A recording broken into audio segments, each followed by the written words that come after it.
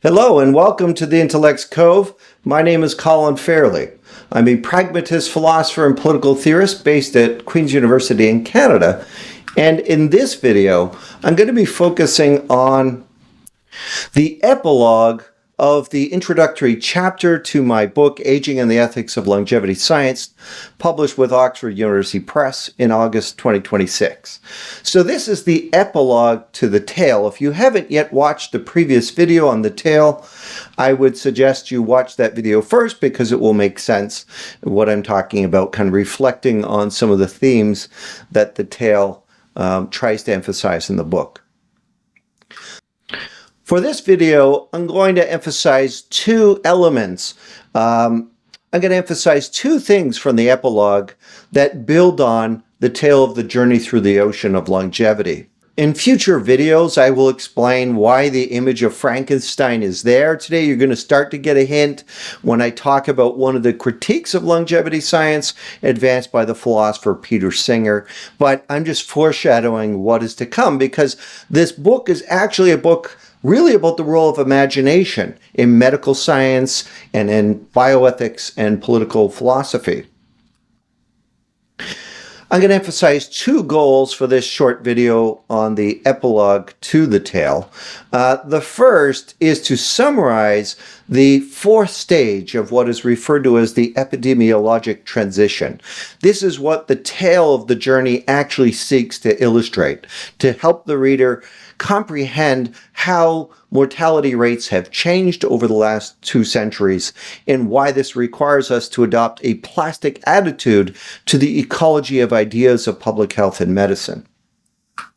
Secondly, I'm going to address just a few of the details of Peter Singer's framing of longevity science. I have great respect for Peter Singer as a philosopher, but I utilize a critique of Singer's chapter on framing longevity science to orient the ethical analysis that I will be deploying throughout the book.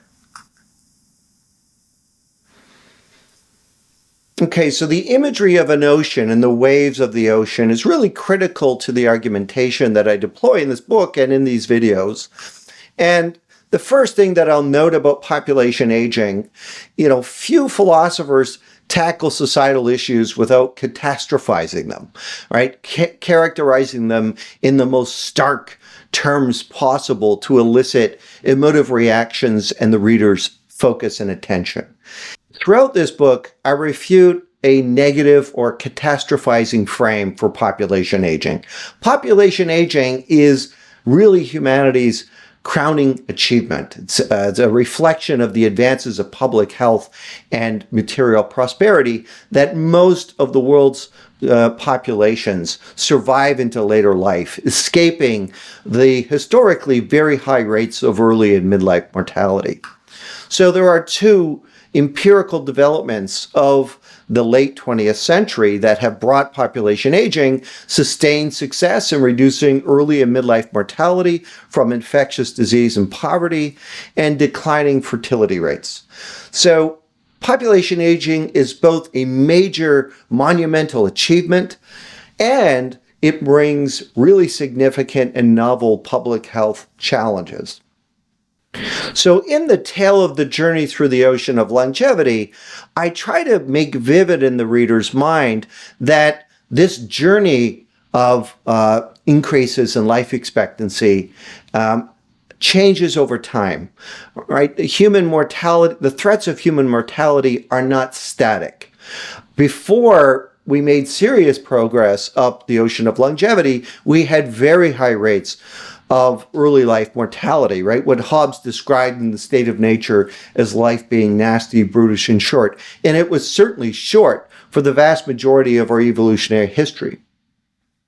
But in the last 200 years, we've made really significant progress and arrived at a situation where human populations are now surviving to the upper limits of human longevity.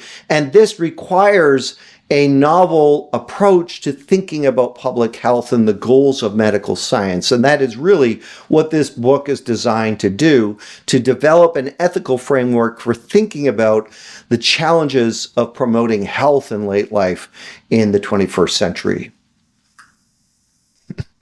In 1971, Abdel Amran published The Epidemiologic Transition, a theory of the epidemiology of population change. Now, there are some criticisms, valid criticisms of Amran's initial framing, characterization of this transition, but for the most part, there are still core components of his argumentation that are valid and useful today. And he urged that conceptually, the theory of epidemiologic transition focuses on the complex change in patterns of health and disease, and on the interaction between these patterns and their demographic, economic, and sociological determinants and consequences. So it's really important to recognize that the age at which most people are dying has significantly changed in the last 200 years, and the causes of human mortality have also changed. And this is why, in an article I referred to in a previous video, Geroscience and Public Health's Plastic Ecology of Ideas, we have to realize that the challenges of today are novel, and this requires some evolution in the initial intellectual presuppositions of public health. Early public health pioneers were really theorizing about how to save lives from the high rates of early and midlife infectious disease mortality, and that's very different than trying to promote health for populations surviving beyond the 7th decade of life. So if you recall from that video in the tail, before the steamship of modern public health had been developed, most people died before reaching what we now consider midlife, right? And this is really critical for abating some negative or catastrophizing about population aging, right? What really was a catastrophe was the fact that most of our ancestors died early in life. This was the predicament for humanity for the vast majority of our evolutionary history. And this is described by Amran as the age of pestilence and famine, when mortality is high and fluctuating, thus precluding sustained population growth. In this stage, the average life expectancy at birth is low and variable, vacillating between 20 and 40 years. So even though historically the average fertility rate was very high, population growth did not exceed, before the 9th century, 1 billion people in the world. And many of those children that were born wouldn't have reached midlife because of the high rates of extrinsic mortality. The second stage of Amran's epidemiologic transition is the age of receding pandemics. This occurs when mortality declines progressively, and the rate of decline accelerates as epidemic peaks become less frequent and disappear. The average life expectancy at birth increases steadily from 30 to about 50 years, and population growth is sustained. It begins to describe an exponential curve. So this really arose in the early 20th century with Charles Winslow's campaign to wage a war against disease, and I have it represented by the steamship of modern public health, which added about 3 decades to life expectancy in the United States for the 20th century. So that really is humanity's greatest accomplishment, is the development of modern public health, vaccinations, sanitations, antibiotics, improvements in living conditions. All of these things help to bring down what historically were very high rates of mortality for children. And then Amran described the third stage as the age of degenerative and man-made diseases, when mortality continues to decline and eventually approaches stability in relatively low level. The average life expectancy at birth rises gradually until it exceeds 50 years. It is during this stage that fertility becomes the crucial factor in population growth. And so over the 20th century, as those high rates of early and midlife mortality were abated, but we still had high fertility rates, we saw an explosion in population growth throughout the world, now exceeding 8 billion people. Now, what Amran was missing, and this is where the nuance of an article by Olshansky and Alt supplements in a key way the tale of the journey through the ocean of longevity, is that there's a fourth stage of this epidemiologic transition, and this is the age of delayed degenerative diseases. So Olshansky and Alt describe this stage is where the major killers remain the main killers, such as cancer, heart disease, and stroke, but the risk of dying from these diseases is redistributed to older ages.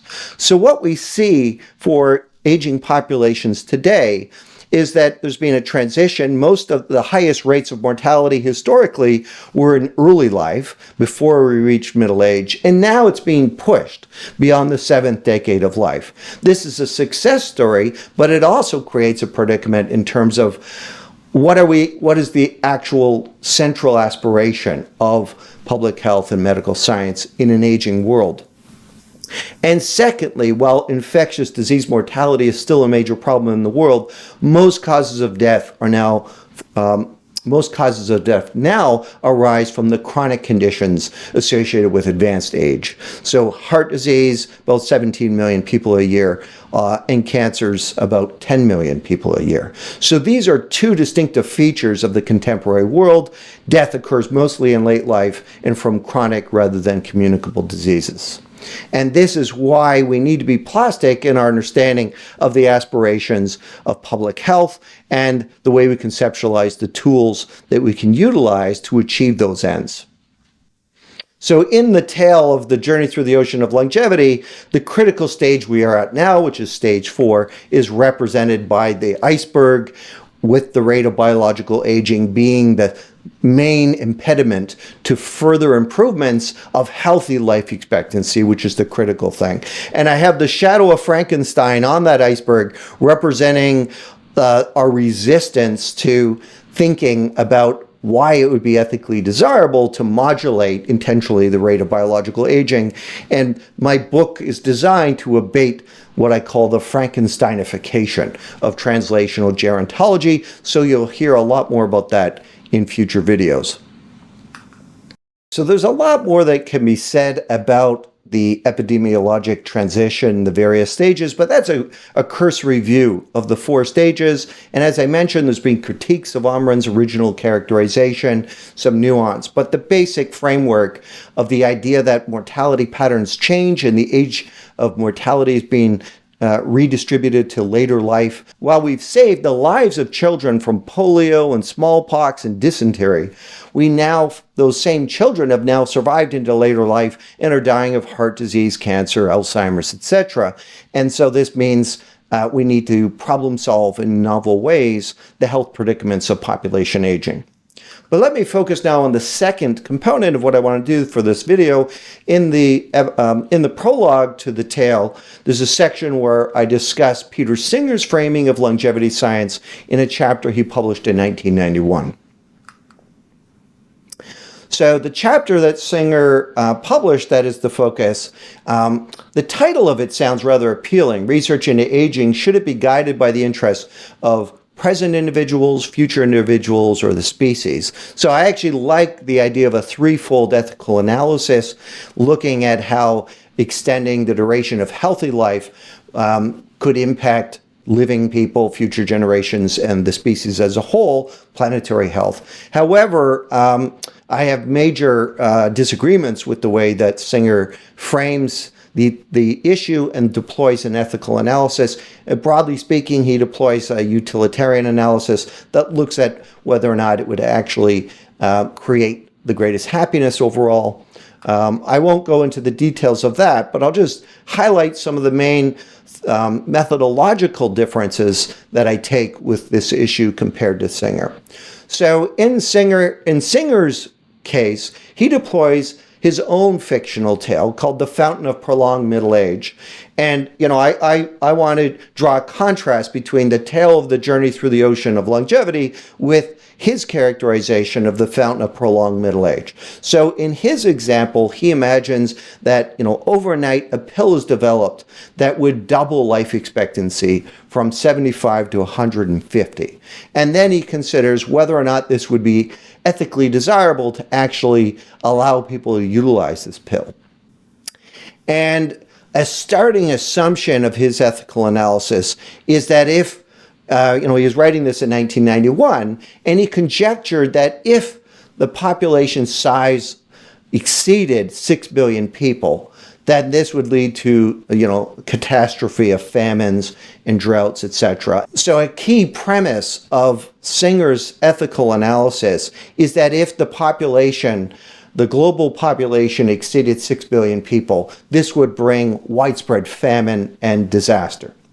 And so that's the background by which he deploys his ethical analysis. You'd have to either restrict how many children people could have or face this dire circumstance. And so unlike Singer's approach, I do not begin from the questionable empirical premise that the world is overpopulated and that public health interventions that help promote healthy aging are going to lead to some kind of disaster, both with overpopulation or with the environment. So that's like one of the key differences. I just think it's not an empirically valid presupposition to begin with.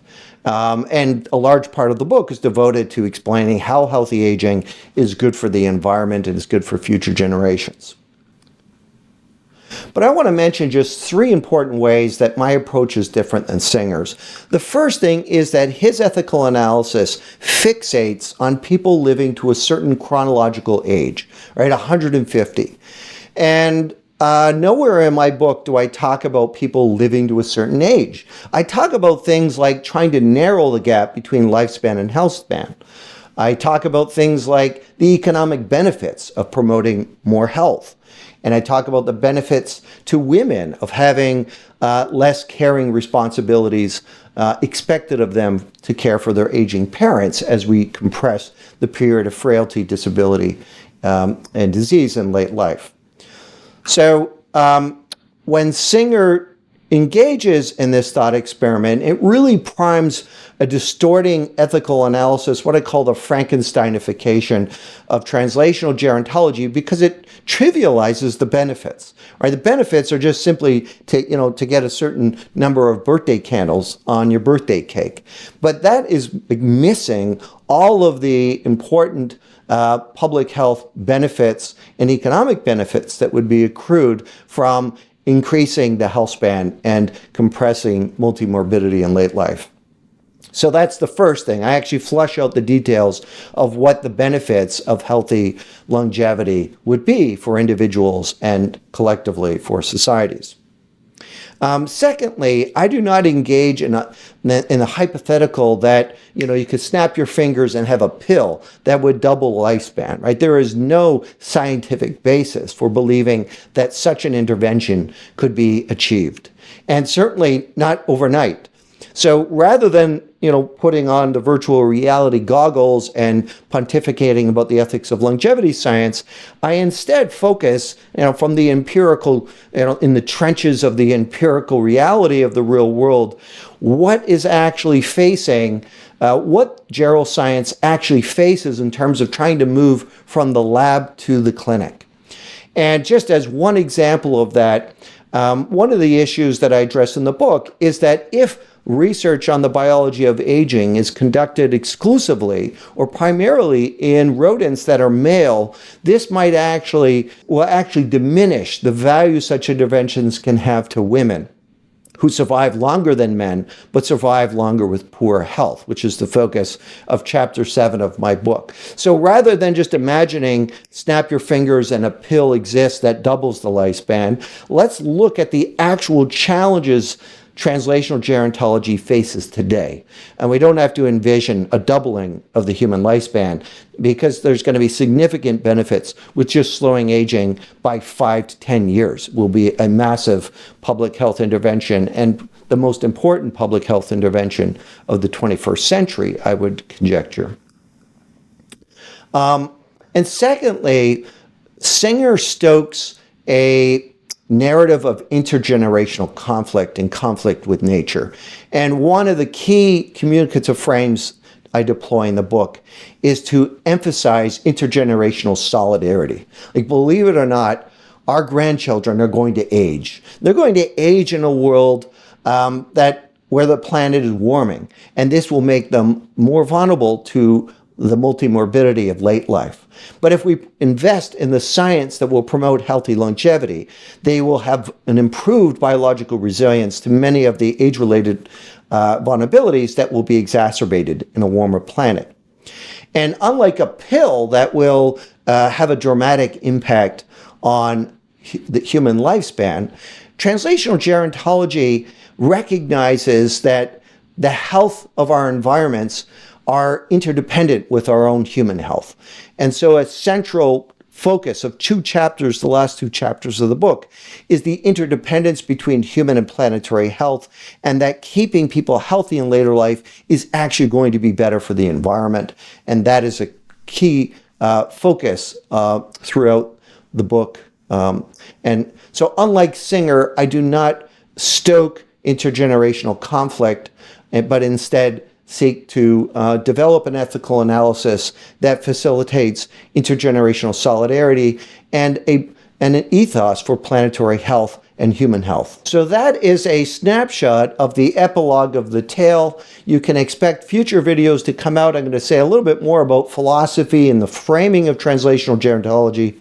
But as you can see, I have this Frankenstein shadow, and just, picking up on my critique of Singer's analysis, I deploy a pragmatic philosophical analysis to this topic, and I love there's a quote from William James where he says that philosophers should aspire to frame things which on the whole are more rational than the somewhat chaotic view which everyone by nature carries about with him under his hat. And so I think that the ethical analysis that Singer deploys, where we have to think about the science of healthy aging as creating some crisis of overpopulation, that's kind of, what chaotic view we carry under our hat. But if we pay greater attention to the actual science of healthy aging and the interdependence between human and planetary health, we'll see that actually translational gerontology is going to be beneficial for older persons, for future generations, and for planetary health.